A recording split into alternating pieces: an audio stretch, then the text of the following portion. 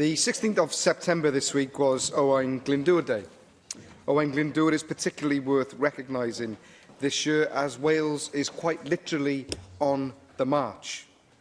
In 3 successive all-under-one banner marches in Cardiff, Caernarfon and Merthyr, thousands of people have marched for our nation's sovereignty and independence.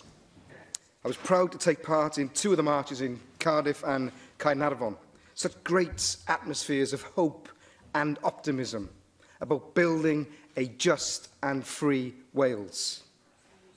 Owain Glyndŵr was a visionary, well ahead of his time. He had a vision for an outward-looking Wales, secure and confident in its place in the world. Contrast that with the disunited kingdom we have now, where Wales does not count. It's no wonder so many are now choosing for Wales to stand on its own 2 feet. This Assembly does very little to recognise the historical significance of our national liberator.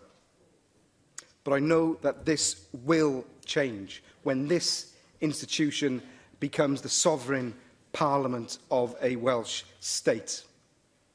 With such a vibrant, positive and inclusive Welsh national movement now on the march, that day is coming sooner rather than later. Diolch yn fawr. Thank you.